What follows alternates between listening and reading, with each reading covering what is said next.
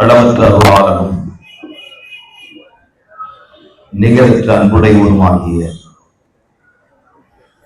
எல்லாம் வல்ல ஏக இறைவனின் அமைதியும் சமாதானமும் அனைத்து மக்கள் மீதும் நின்று நிலவட்டும் என்ற அழகிய முகமன் வார்த்தையோடு ஆரம்பம் செய்கின்றேன். அஸ்ஸலாமு அலைக்கும் வரஹ்மத்துல்லாஹி வபரகாத்துஹு.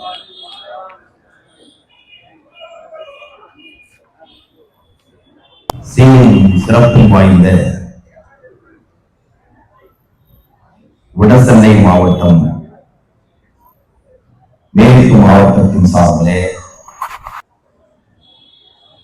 ஏற்பாடு செய்யப்பட்டு நடைபெற்றுக் கொண்டிருக்கின்ற மனிதநேய மக்கள் கட்சியின்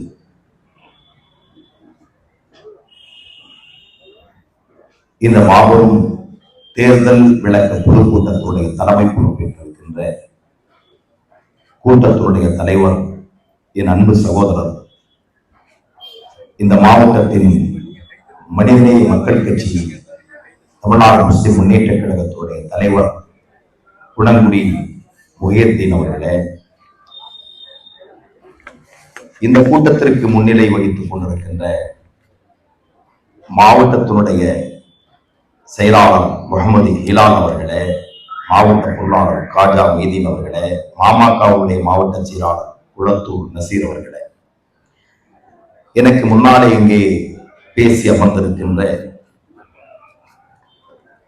அன்புக்குரிய சகோதரர் புதுமடம் அனீஸ் அவர்களே, தலைமை நிர்வாக குழு உறுப்பினர் எங்கள் அன்பு அண்ணன் வழக்கறிஞர் PMR சம்ஸ்டீன் அவர்களே, தலைமை நிலையத்தினுடைய செயலாளர் வழக்கறிஞர் அன்பு சகோதரர் ஜெயினுலாப்தீன் அவர்களே, எனக்கு முன்னாலே இங்கே சிறப்புரையாற்றி அமர்ந்திருக்கின்ற தமிழ்நாடு முஸ்லிம் முன்னேற்ற கழகத்தின் துவக்க முன்னோடி, எங்கள் இயக்கத்தின் மூத்தவர், தலைமை நிர்வாக குழு உறுப்பினர், அஜய் கமிட்டியினுடைய உறுப்பினர் குணங்குடி அணிவன் அவர்களே, இங்கே தோழமை கட்சிகளிலே இருந்து வருகை புரிந்து சிறப்புரையாற்றி அமர்ந்திருக்கின்ற எங்கள் நெஞ்சம் நிறைந்த தோழமையாளர்களே, இது போன்ற மேடைகளிலே நாங்கள் நின்று சமுதாய கருத்துக்களை பேச வேண்டும் என்று எங்களை அழைத்து இந்த மேடையிலே நிற்க வைத்திருக்கின்ற எங்கள் நெஞ்சம் நிறைந்த சகோதரர் ராயபுரம் சிராஜ்பாய் அவர்களே, கிழக்கு மாவட்டத்தினுடைய தலைவர் ராயபுரம் அலி அவர்களே, திரளாக கூடியிருக்கின்ற பெரியோர்களே, வாக்காளர் பெருங்குடி மக்களே, காவல்துறை நண்பர்களே, உளவுத்துறை சகோதரர்களே, 18வது தேர்தல் வருகிற 19ஆம் தேதி இந்த தமிழகத்தில் நடைபெறுகிறது. ஏப்ரல் 19 நம்முடைய நாட்டிலே தேர்தல் கமிஷன் என்று ஒன்று இருக்கிறது, தேர்தல் ஆணையம். அவர்கள் அறிவற்றவர்களாக இருக்கிறார்கள். ஒரு நாடு, அந்த மக்கள், அவருடைய கலாச்சாரம், அவருடைய பண்பாடு, அவருடைய விடுமுறை தினம், அவருடைய வழிபாட்டு தினம், இதையுமே கருத்தில் எடுக்காத அறிவற்றவர்களுடைய கையிலே அந்த அதிகாரம் ஒப்படைக்கப்பட்டிருக்கிறது. அதனுடைய கொடூரம் தான் வெள்ளிக்கிழமை எங்களின் பிரேயர் தினத்திலே, எங்களுடைய விசேஷ தொழுகையின் தினத்திலே இந்த தேர்தலை வைத்திருக்கிற முட்டாளை நான் முதலிலே கண்டித்து என்னுடைய உரையை ஆரம்பித்தேன். இந்த தேசத்தின் மக்கள் அறிவார்ந்த மக்கள். நீண்ட காலம் காங்கிரஸ் கட்சி இந்த தேசத்திலே ஆட்சியிலே இருந்தது. எங்கோ நடந்த பிழைகள் காங்கிரஸை அதாள பாதாளத்திற்கு கொண்டு சென்று வேறு வேறு கட்சிகள் இந்த தேசத்தை ஆள ஆரம்பித்தன. ஆனால் கடந்த 10 ஆண்டு காலம் நரேந்திர மோடியினுடைய தலைமையிலே உள்ள இந்த ஆட்சி, இனிமேல் நாம் இந்திய தேசத்தில் சுடுகாட்டில் வாழ்வோமோ என்று நினைக்கிற அளவுக்கான கொடூரத்தை அது கொண்டு சென்றிருக்கிறது. மனித மிருகங்கள் தான் இந்த நாட்டை ஆளுகிறார்களோ என்ற சந்தேகம் இந்திய தேசத்தின் மக்களுக்கு எழுந்து அவைகள் அறச்சீற்றமாக மாறி இன்றைக்கு வருகிற 19ஆம் தேதி தமிழகத்தின் தேர்தலிலே, பாராளுமன்ற தேர்தலிலே அந்த அறச்சீற்றம் வாக்குகளாக மாறி இந்திய தேசத்தில் ஒரு புதிய வரலாற்றை படைக்க இருக்கிறது என்று நான் சொன்னால் என்ற வார்த்தை மிகையல்ல. பாரதிய ஜனதா கட்சி இந்தியாவில் பாடம் கற்றுக்கொள்ள வேண்டும். அந்த பாடத்தை தமிழகத்திலே இருந்து கற்றுக்கொள்ள வேண்டும். அந்த நாள் தான் ஏப்ரல் 19ஆம் தேதி. இந்த நாட்டில் எந்த சர்வாதிகாரத்தை வேண்டுமானாலும் செய்துவிடலாம்.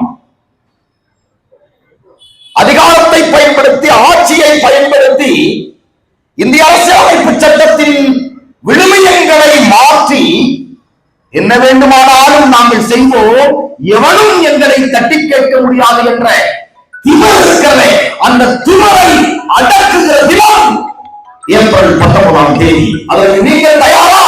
நாங்கள் தயார். வியாபார பெருங்குடி மக்கள் இந்த நாட்டில் நிறைய பேர் அமர்ந்திருக்கின்றீர்கள். நான் வருகிற வழியெல்லாம் பார்த்தேன், நிறைந்திருக்கிற வியாபாரம். ஆனால் அந்த வியாபாரத்தில் ஈடுபட்டிருக்கிற முதலாளி அவருடைய பணப்பெட்டிக்கு அருகாமையிலே கவலையோடு பார்க்கிறார். காரணம், அவர் 100 ரூபாய் சம்பதித்தால் அல்லது 100 ரூபாய்க்கு வியாபாரம் செய்தால் அதில் 20 ரூபாய் லாபம் என்று சொன்னால் அதில் 12 ரூபாய் மோடிக்கு கொடுக்க வேண்டியிருக்கிற கவலையோடு அவர் அமர்ந்திருக்கிறார். இதான் ஜிஎஸ்டி. ஜிஎஸ்டி என்கிற கருண கொடூரம் பல்லாயிரக்கணக்கான தொழிற்சாலைகள் நான் பிறந்த கோவை மாவட்டத்தில் இழுத்து கூட்டப்பட்டிருக்கின்றன. யாரும் தொழில் செய்வதற்கு தயாராக இல்லை. என்ன காரணம்? ஜிஎஸ்டி என்கிற ஒரு மிகப்பெரிய பூதம். அந்த பூதத்தை யாராக பார்க்கிறார்கள் என்று சொன்னால் நரேந்திர மோடியாக பார்க்கிறார். கருண கொடூரமான அந்த பூதம் இந்த மக்களுடைய பொருளாதாரத்தை விழுங்கிக் கொண்டிருக்கிறது. வியாபாரம் செய்வது அவர்கள், முதலீடு இட்டிருப்பவர்கள் அவர்கள். லாபம் யாருக்கு? ஒன்றிய அரசு என்று சொல்லக்கூடிய இந்த கோமாளிகளுக்கு போகிறது. அது முறையாக போகிறதா என்று தெரியவில்லை. இதுதான் இந்தியாவின் இப்போதைய நிலை. எனவே மானத்தோடு வாழ நினைக்கிற, கண்ணியத்தோடு ஒரு வியாபாரம் செய்ய நினைக்கிற ஒரு வியாபாரி, அரையறிவு உள்ளவன் கூட பாரதிய ஜனதா கட்சிக்கு வாக்களிக்க மாட்டான். அதை எங்களோடு மக்கள் முடிவெடுத்திருக்கிறார்கள். கோவை மாவட்டத்தில் தொழிற்சாலைகள் ஏராளம். கல்கட்டாவுக்கு பிறகு நீங்கள் தொழிற்சாலையை எங்கே பார்க்க முடியும்? கோவையிலே தான் பார்க்க முடியும். அந்த கோவை இப்பொழுது கண்ணீர் வடித்துக் கொண்டிருக்கிறது. இதான் நிலை. வியாபாரங்கள் முடக்கப்பட்டு விட்டன, தொழிற்சாலைகள் இழுத்து மூடப்பட்டு விட்டன. சிறு குறு தொழிலாளர்கள் இன்றைக்கு பிச்சை எடுக்கக்கூடிய நிலைமைக்கு இந்திய தேசத்திலே இந்த நரேந்திர மோடியின் பாரதிய ஜனதா கட்சி ஆக்கி இருக்கிறது என்று நாங்கள் சொன்னால் எங்கள் வார்த்தையை நீங்கள் பரிசீலனை செய்ய வேண்டிய அவசியம் இல்லை. அதை நீங்கள் கண்கூடாக அனுபவித்துக் கொண்டிருக்கிறீர்கள். இதான் இந்திய தேசத்தின் நிலை. 10 ஆண்டு கால இந்த பாரதிய ஜனதா கட்சி ஆட்சி இங்கே இருக்கிற முஸ்லிம்களை, கிறிஸ்துவர்களை, மதம் சாராத மக்களை, இந்து மக்களை அத்தனை பேரையும் கொடூரமாக கூறு போட்டிருக்கிறது. இந்தியாவுடைய வெற்றிக்கு என்ன காரணம் தெரியுமா? இங்க இருக்கிற தொழிற்சாலைகளோ, கனிம வளங்களோ, நாட்டின் பரப்பளவோ அல்ல. இந்தியாவுடைய வெற்றிக்கு, இந்தியாவுடைய வளர்ச்சிக்கு, இந்தியாவுடைய பொருளாதார நிலைக்கு, அதன் உச்சத்திற்கு இவ்வளவு ஆண்டு காலம் துணை நின்றது இந்து முஸ்லிம் கிறிஸ்துவனுடைய ஒற்றுமை. சகோதரர்களே, அந்த ஒற்றுமை இந்திய தேசத்தில் கடப்பாறைகளால் குத்தி கொலை செய்யப்பட்டிருக்கிறது. இந்த மோடியினுடைய ஆட்சி என்ன தெரியும்? மோடிக்கு முஸ்லிம்களை கொல்ல தெரியும். என்ன தெரியும் மோடிக்கு? பாரதிய ஜனதா கட்சிக்காரனுக்கு என்ன தெரியும்? தேவாலயத்திலே குண்டு வைக்க தெரியும், பாதிரியாரை கொலை செய்ய தெரியும். 6 வயது 9 வயது பெண் பிள்ளைகளை கற்பழிக்க தெரிந்த அயோக்கியனுக்கு இன்னொரு பெயர் பாரதிய ஜனதா கட்சி. இல்லை என்று மறக்க முடியுமா நீங்கள்? அல்லது கற்பழித்தவரை ஜாமீன் எடுப்பதற்கு ஒரு 100 வக்கீலோடு போய் கற்பழித்தவனை ஜாமீனில் எடுத்துக் கொண்டு வந்து அவனுக்கு ஒரு பாரதிய ஜனதா கட்சியினுடைய தூணை கழுத்திலே போட்டு கை தட்டி பழகியவர்கள் இந்த பாரதிய ஜனதா கட்சி மனித மிருகங்கள் அவர்கள் தான் இந்திய ஆட்சி கட்டில் அமர்ந்திருக்கிறார்கள். உதாரணத்திற்கு நான் ஒன்றை சொல்லுகிறேன். காஷ்மீர்ல ஒரு 9 வயது மிகையாக ஆசிஃபா என்று சொல்லக்கூடிய ஒரு சிறுமி, அவள் கொஞ்சம் அழகாக இருக்கிறாள், சிறுமி. அந்த பெண்ணை கொண்டு போய் அந்த சிறுமியை கொண்டு போய் கோயில் கருவறையிலே படுக்க வைத்து 1 வாரம் அனுபவித்தார்கள் இந்த பாரதிய ஜனதா கட்சியை சேர்ந்த பாவிகள். எந்த தாயை இருப்பார்? மனிதநேயம் உள்ள எந்த தாயாவது இனி காவலை சின்னத்திற்கு ஓட்டு போடுவாரா? உன் குழந்தை இந்த நாட்டில் கற்பழித்து கொலை செய்யப்பட்டிருக்கிறது. ஆசிஃபா இந்திய தாயின் குழந்தை. அதற்காக 2 பேர் சிறைபிடிக்கப்பட்டு அவர்கள் சிறையிலே இருந்தார்கள். கைது செய்யப்பட்டு அவர்களை விடுதலை செய்ய சொல்லி 2 பாரதிய ஜனதா கட்சியினுடைய எம்எல்ஏ விடுதலை செய் என்று ஊர்வலத்திலே கலந்து கொள்கிறார். பத்திரிகையாளர் போய், அட மானங்கெட்டவனே, நீ பிள்ளை பெற்றெடுத்திருக்கிறாயா இல்லையாடா? நீ ஒரு தாய்க்கு பிறந்தவனா இல்லையாடா? ஒரு 9 வயது பிள்ளை கற்பழிக்கப்பட்டிருக்கிறாள், படுகொலை செய்யப்பட்டிருக்கிறாள். அவனைத்தானே இந்த சட்டம் தண்டித்திருக்கிறது. அவனை வெளியே விட சொல்லி நீங்கள் ஊர்வலம் செல்லுகிறீர்களே, நீ ஒரு சட்டமன்ற உறுப்பினரை என்று கேட்டபோது அவன் சொன்னான், எங்களுக்கு இந்த உத்தரவை பிறப்பித்தது பாரதிய ஜனதா கட்சியினுடைய தலைமை என்று சொன்னான். இங்கேதான் வாக்காளர் பெருங்குடி மக்கள், எங்கள் சகோதர இந்தியர்கள், இங்கேதான் இந்த பாரதிய ஜனதா கட்சியினுடைய கோர குணத்தை நீங்கள் கண்டுகொள்ள வேண்டும். அதைத்தான் நாங்கள் பேசிக் கொண்டிருக்கிறோம். நீங்க எனக்கு வாக்களிக்கிறீர்கள், வாக்களிக்காமல் போகிறீர்கள், அதல்ல விஷயம். பாரதிய ஜனதா கட்சியை நீங்கள் புரிந்து கொள்ளுங்கள். அது கட்சி அல்ல, அது ஒரு கொலைகார கூட்டம். அது இந்தியாவை கொள்ளையடிக்க காவல்துறையினுடைய புரோக்கர் மாமா பையன், இந்தியாவுடைய பிரதமர் நரேந்திர மோடி. இதை நான் சொல்லவில்லை. இந்தியாவின் தலைநகர் டெல்லியிலே சட்டமன்றத்திலே பேசுகிறார் கெஜ்ரிவால். என்ன பேசினார் கெஜ்ரிவால்? நரேந்திர மோடி இந்தியாவினுடைய பிரதமர் அல்ல, அவர் புரோக்கர் மாமா பையன் என்று சொன்னார். 1 மணி நேரத்துக்கு மேலாக சட்டமன்றத்திலே அவர் வாசிக்கிறார். பெரிய ஒரு லிஸ்டை வாசித்தார். நீங்கள் நினைத்துக் கொண்டிருக்கிறீர்கள் அம்பானியும் அதானியும் இந்த நாட்டை கொள்ளையடித்துக் கொண்டிருக்கிறார்கள் என்று. அது உண்மையல்ல என்று சொன்னார். ஐயோ, கேஜரிவாலும் மாறிட்டாரா, நிதிஷ்குமார் மாறி என்று நான் பயந்து போனேன். காரணம், கண்ணை மூடும் போது ஒரு கட்சியில் இருப்பான் நிதிஷ்குமார், கண்ணை திறந்த வேற ஒரு கட்சியில் இருப்பான். அப்படி நம்ம நிதிஷ்குமாரும் கேஜரிவாலும் மாறிட்டாரோ என்று நான் நினைத்தேன். ஆனால் அவர் சொன்னார், அதானியும் அம்பானியும் மட்டுமல்ல, 100 ரூபாய் நரேந்திர மோடி கொள்ளையடித்தால் அல்லது ஒரு கார்ப்பரேட் கம்பெனிக்கு ஒரு 1000 கோடி அவர்கள் சம்பாதித்தால் அந்த 1000 கோடியில் 800 கோடி ரூபாய் நரேந்திர மோடிக்கு, 200 கோடி ரூபாய் அதானிக்கு. 20% கமிஷன் தான் அதானிக்கு போகிறது.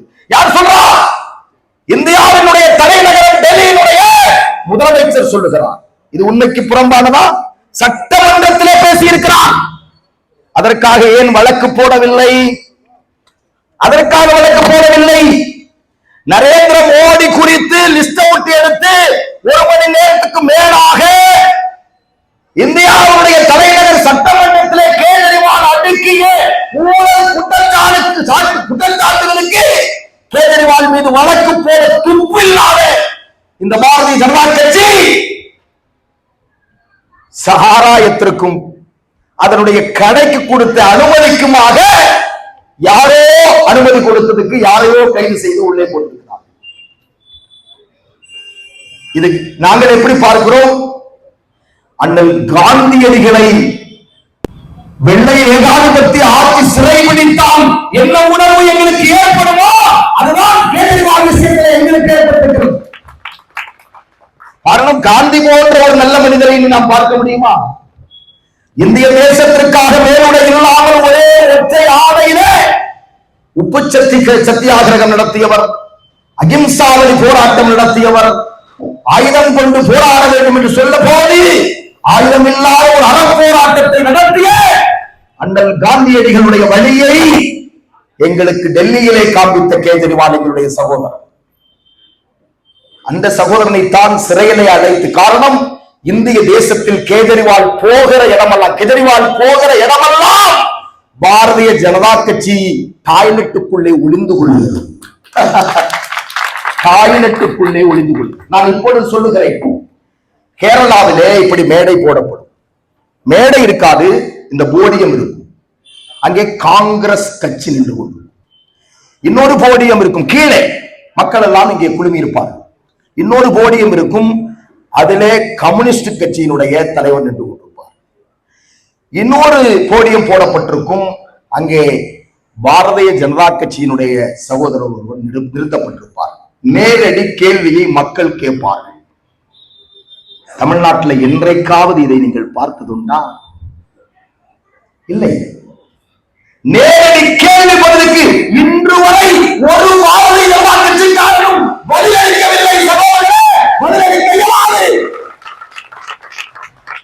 அரசியலிலே துடை தெரியப்பட்டவர்கள் அவர்கள். இன்னைக்கு சொல்லுகிறார்கள், பாரதிய ஜனதா கட்சியினுடைய சாதனையை பேசுகிற எவரும் இன்னும் இந்த பூமியிலே பிறக்கவில்லை.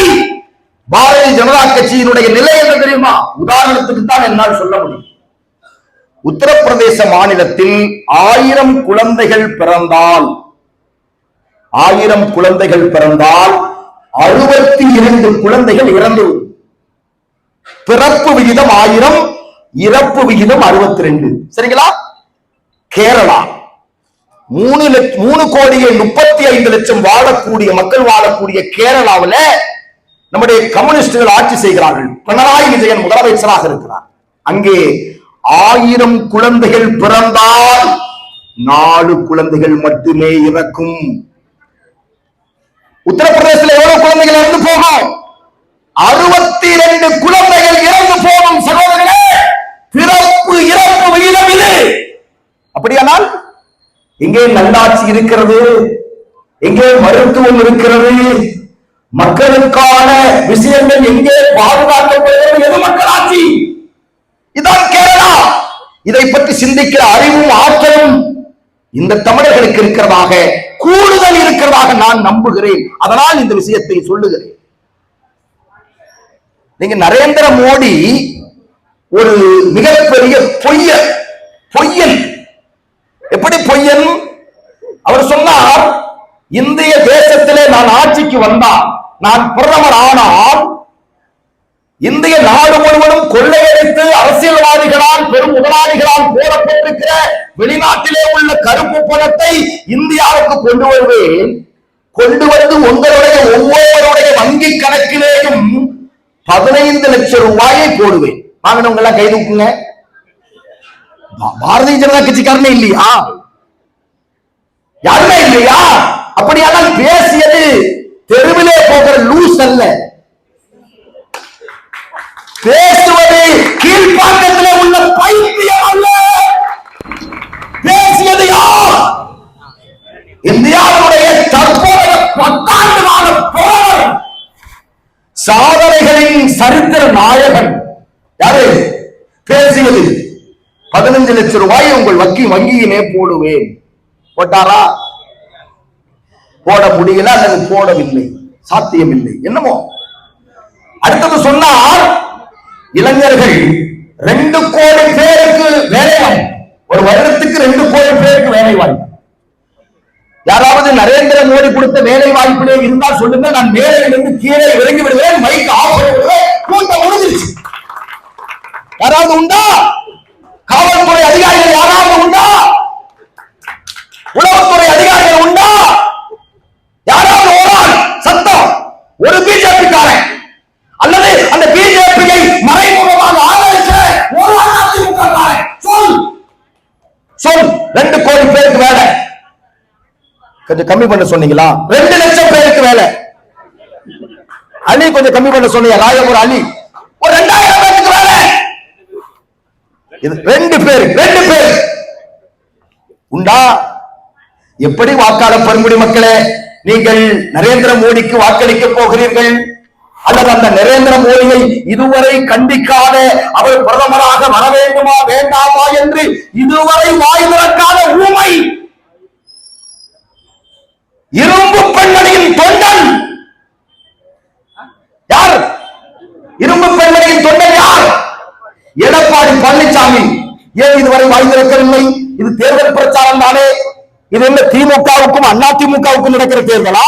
இல்லை, ஒன்றிய அரசுக்கும் நமக்கும் நடக்கிற தேர்தல். ஒரு ஒன்றிய அரசு 10 ஆண்டு காலம் ஆட்சியில இருந்திருக்கிறது. நீங்கள் இந்த ஆட்சி செய்வதற்கு தகுதி இல்லை என்று ஒரு முன்னாள் முதலமைச்சர் எடப்பாடி பழனிசாமி நான் பேசி முடிக்கிற இந்த நேரம் வரை அவர் பேசவில்லை. ஏன்? நீங்கள் யாருக்காக ஓட்டு கேட்கிறீர்கள்? உங்கள் தலைவி செல்வி ஜெயலலிதா அவர்கள் 1999 ஜூலை 4 சென்னை மெரினா கடற்கரையில் இதே போல ஒரு இரவு நேரத்தில் லட்சக்கணக்கான முஸ்லிம் மக்கள் மத்தியிலே நான் மன்னிப்பு கேட்கிறேன் என்று சொல்லி தமிழ்நாடு முஸ்லிம் முன்னேற்ற கழகத்துடைய தொண்டர்களிடத்திலே மன்னிப்பு கேட்டவர் செல்வி ஜெயலலிதா. அவரை நான் மதிக்கிறேன். காரணம், செய்த தவறை ஒப்புக்கொண்டு மன்னிப்பு கேட்கிற தைரியம் அந்த பெண்மணிக்கு இருக்கிறது. முதுகெலும் உள்ள பெண்மணி, இரும்பு பெண்மணி. இன்றைக்கு அந்த பெண்மணி இருந்திருந்தால் நரேந்திர மோடியினுடைய ரோகம் கூட தமிழ்நாட்டுக்கு வந்திருக்கார்.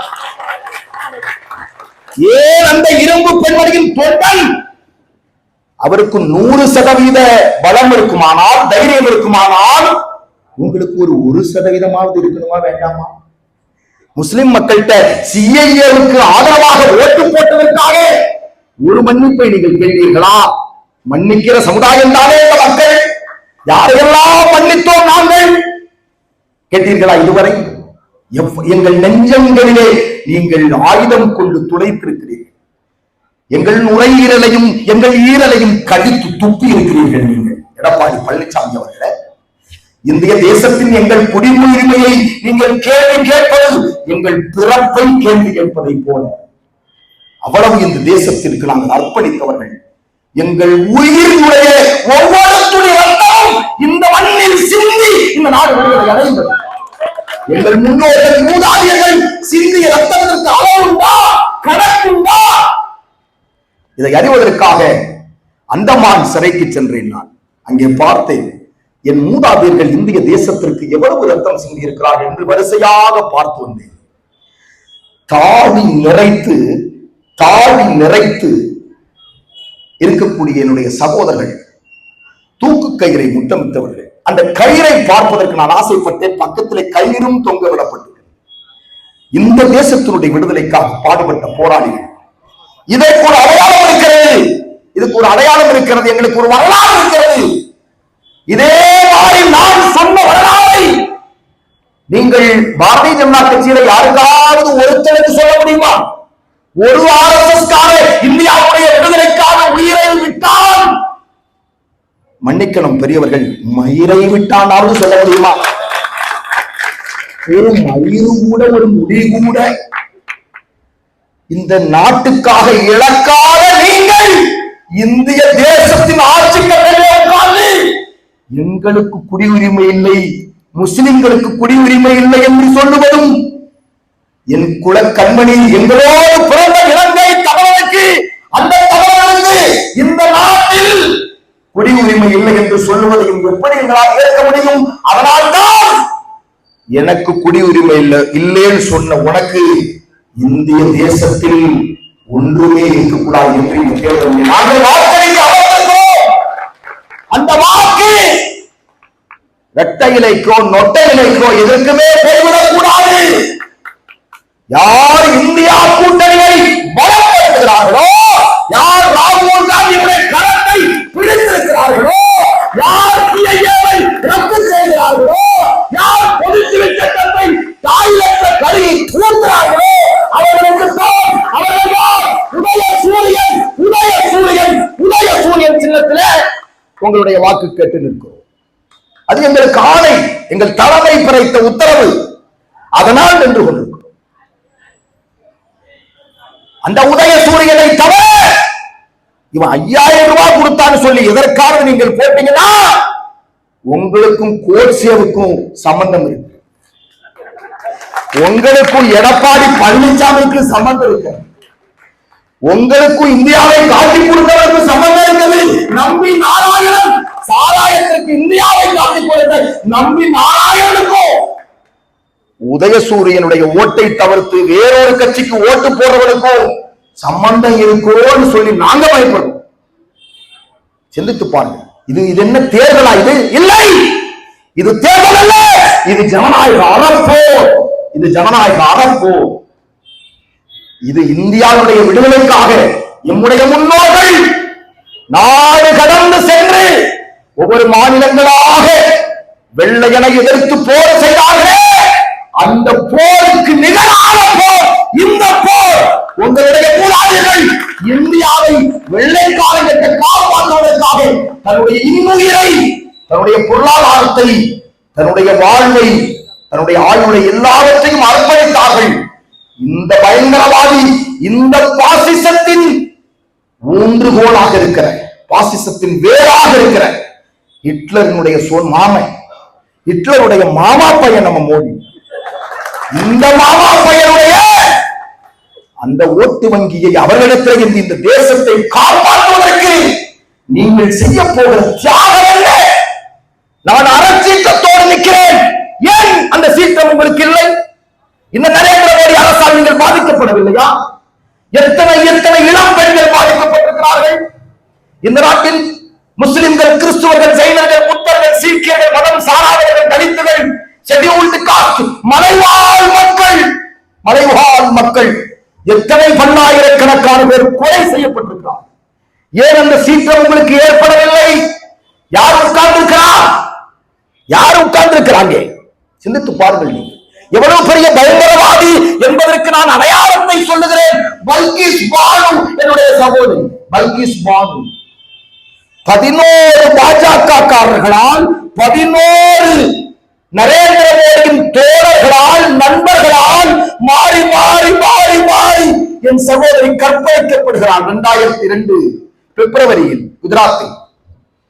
அப்போது அம்மா என்று சொல்லி அலறி அந்த பல்கிஸ் பானுவனுடைய மகள் காலை பிடிக்கிற போது அந்த 3 வயது குழந்தை பல்கிஸ் பானுடைய மகளை காலை வாரி அந்த குழந்தையை செவுத்தில் அடித்து கொலை செய்தார்களே, அதுதான் இந்த தாமரை சின்னம்.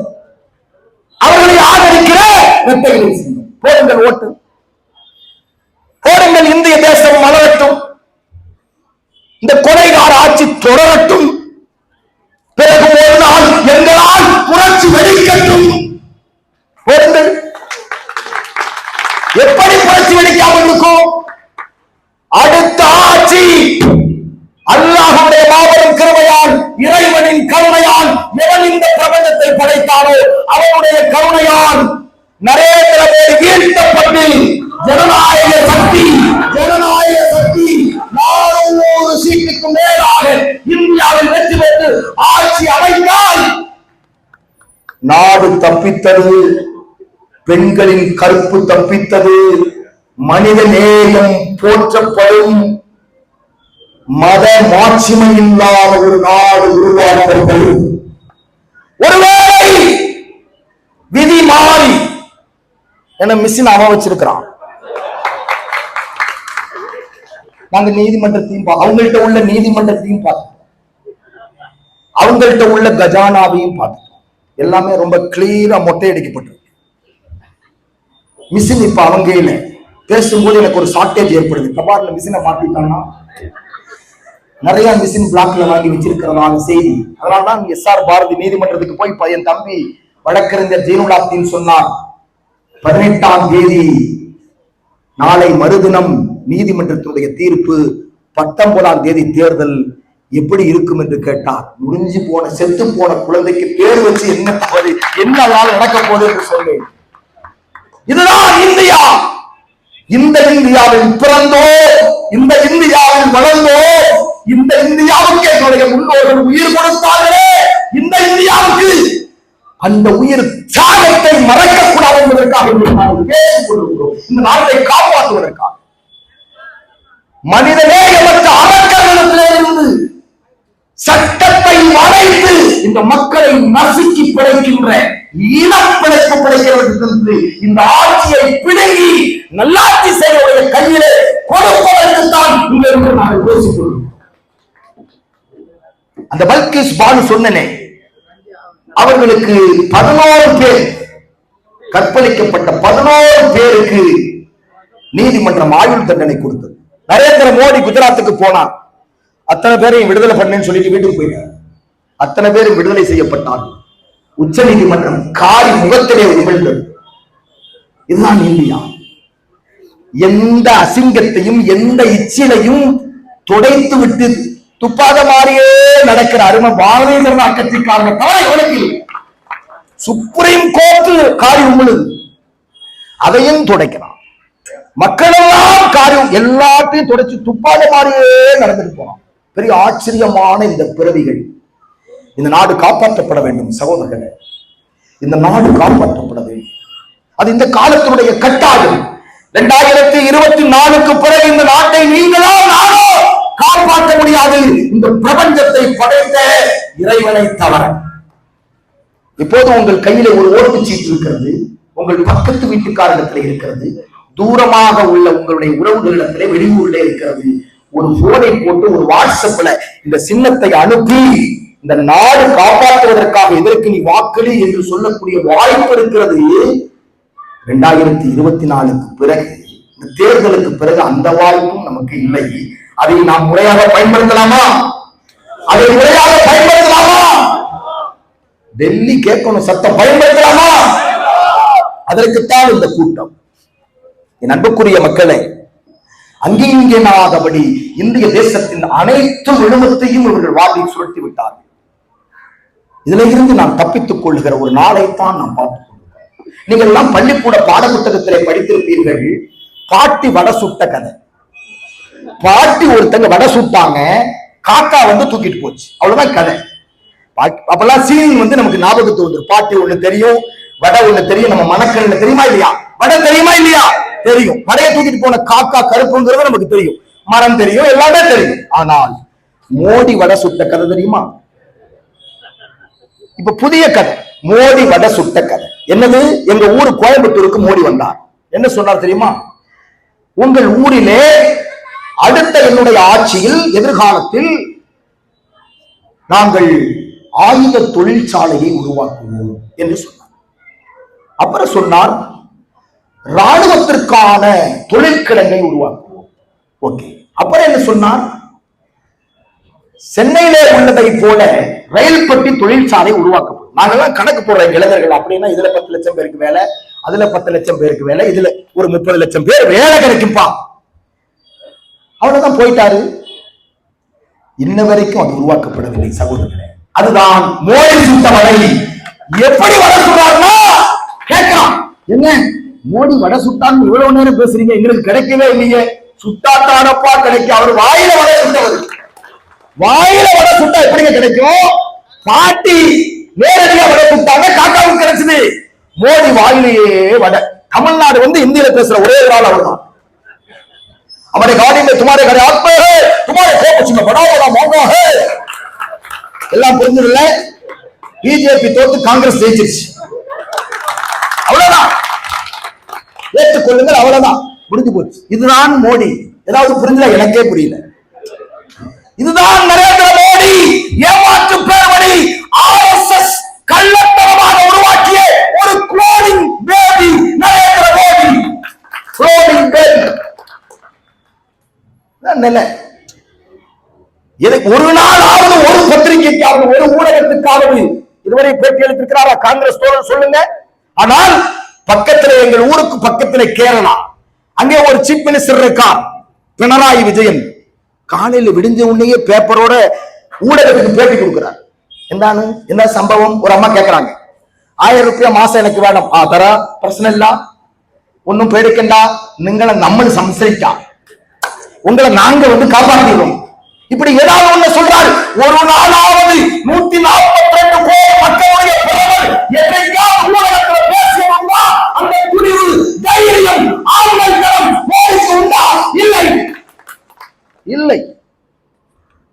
ஒரு ஊடகத்துல உட்கார்ந்து பேச முடியாதுங்க. அது மெமரி பண்ணி அனுப்பப்படுகிற ஒரு விதமான கருவி. அதுவே கருவிதான். மோடியே ஒரு கருவி, ஒரு எந்திரம், ஒரு எந்திரம். அதுதான் நடந்து கொண்டிருக்கிறது. இந்த எந்திரத்திற்கு ஓட்டு போட்டுத்தானே 10 ஆண்டு காலம் கண்ணீர் வடித்துக் கொண்டிருக்கிறார்கள் கன்னியாஸ்திரிகள். சர்ச்சில் பிரேயர் பண்ண முடியல, குழந்தைகளுக்கு பாடம் சொல்லிக் கொடுக்க முடியல. என்னது ஜெய் ஸ்ரீராம் சொல்லிட்டு வாசல்ல 10 பேர் உட்கார்ந்து இருக்கிறான். வெளியே போனா ஒரு மாறி பாக்குறான், கன்னியாஸ்திரியிலே மாறியா பாக்குறான். என்னடா இது? ஃபாதரியார் பயான் பண்ணிட்டு வீட்டுக்கு போக முடியல. பயான்னா என்னது? பிரசங்கம் பண்ணிட்டு வீட்டுக்கு போக முடியல. அவரு பயந்து புல்லட் ப்ரூஃப் போட்டுட்டு தான் இனிமேல் வெளியில போட தெரியும். மத வழிபாடு நடத்தக்கூடியவர்கள், மக்களுக்கு நன்மையை ஏவி தீமையை தடுப்பதற்கு கற்றுக் கொடுக்கக்கூடியவர்கள் இன்றைக்கு பயந்து போல் இருக்கக்கூடிய நிலை நாட்டில் தொடர்கிறது. எல்லா கஜானாக்களும் கொள்ளையடிக்கப்பட்டுக் கொண்டிருக்கிறது. தேர்தல் பத்திரத்தினுடைய ஊழல் எல்லாம் என் தம்பிமார்கள் பேசினார்கள், அண்ணன் பேசினார்கள். நாடு சந்தி சிரிக்கிற ஊழல். 8452 கோடி ரூபாயை சட்ட ரீதியாக ஊழல் செய்த இந்தியாவில் இல்ல, உலகத்தின் ஒரே ஆள் நரேந்திர மோடி. சட்டப்பூர்வமான ஊழல். எப்படிங்க?